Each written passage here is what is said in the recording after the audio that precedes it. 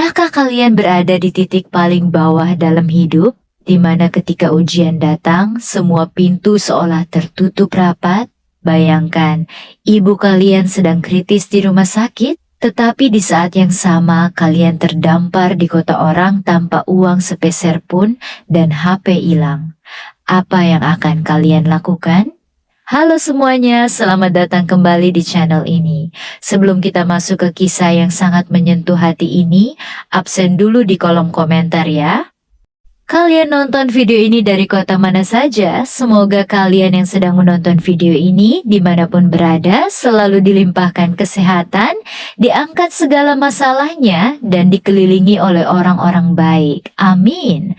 Mari kita simak kisah selengkapnya. Kisah ini bermula dari Rian, seorang pemuda sederhana yang rela merantau dan bekerja serabutan demi mencukupi kebutuhan keluarganya di kampung.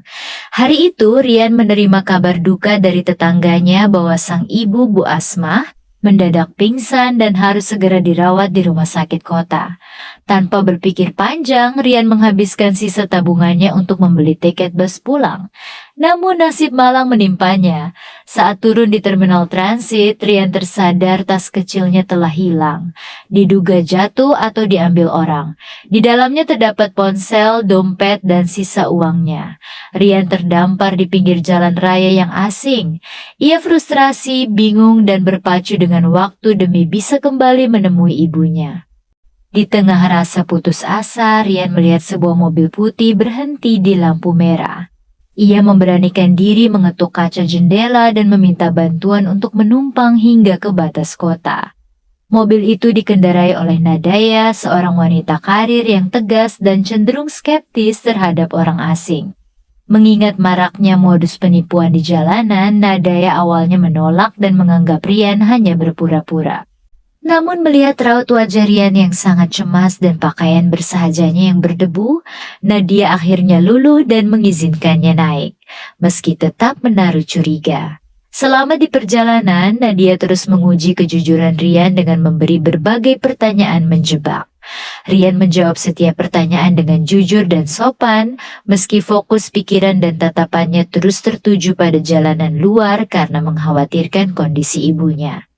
Setelah sampai di area transit kota, Rian berterima kasih lalu bergegas turun untuk melanjutkan perjalanan dengan menumpang kendaraan lain. Beberapa saat setelah Rian turun, Nadia menghentikan mobilnya di rest area. Saat hendak mengambil barang di kursi samping, ia menemukan sebuah amplop lusuh milik Rian yang tertinggal. Di dalam amplop tersebut terdapat lembar rujukan rumah sakit, surat kurang mampu, serta sebuah foto tua yang memperlihatkan Bu Asmah sewaktu muda bersama seorang anak kecil. Melihat foto dan membaca nama lengkap Bu Asmah, dada Nadia seketika berdesir. Ia mendadak teringat pada masa kecilnya puluhan tahun lalu saat keluarganya jatuh bangkrut dan diusir dari kontrakan. Saat itu Bu Asmah, seorang penjual warung nasi sederhana, adalah satu-satunya orang yang sudi memberi keluarga Nadia makan gratis dan tempat bernaung tanpa meminta imbalan sedikit pun. Perasaan bersalah menyelimuti dada Nadia.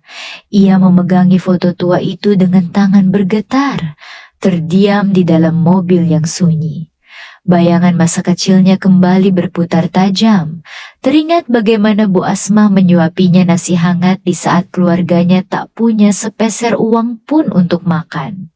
Nadia sadar betapa teganya ia tadi berpikiran buruk dan merendahkan seorang pemuda yang ternyata adalah anak dari pahlawan hidupnya. Tanpa membuang waktu, Nadia langsung memutar balik arah mobilnya.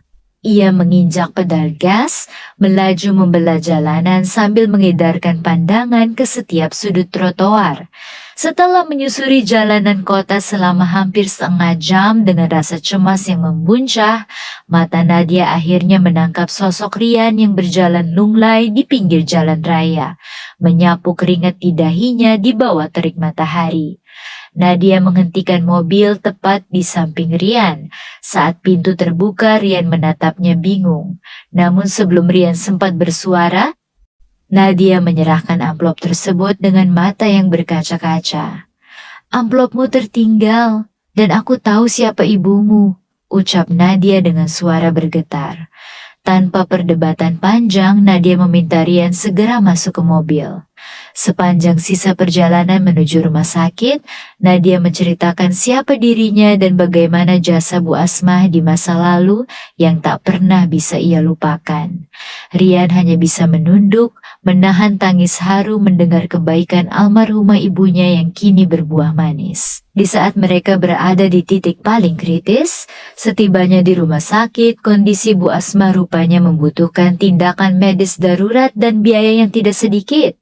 Nadia langsung melangkah ke bagian administrasi dan menyelesaikan seluruh pengurusan biaya rumah sakit hingga tuntas, termasuk memesan kamar perawatan terbaik untuk Bu Asmah.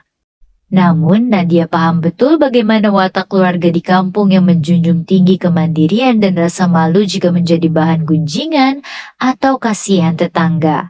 Demi menjaga harga diri Rian dan ibunya, Nadia tidak mengaku membayar dengan uang pribadinya. Kepada pihak rumah sakit dan para tetangga yang menjenguk, Nadia menyampaikan bahwa seluruh biaya pengobatan ditanggung oleh program Yayasan Beasiswa dan organisasi kemanusiaan atas dedikasi Bu Asmah selama hidupnya, yang sering membantu warga sekitar. Saat Bu Asmah akhirnya siuman dan melihat Nadia berdiri di samping Rian, linangan air mata tak terbendung di antara mereka. Sebuah pertemuan yang tak disengaja, namun diatur begitu indah oleh Sang Maha Kuasa. Ketika Bu Asmah membuka matanya pelan-pelan di ruang perawatan, hal pertama yang ia lihat adalah senyuman Rian dan wajah Nadia yang tak lagi asing baginya.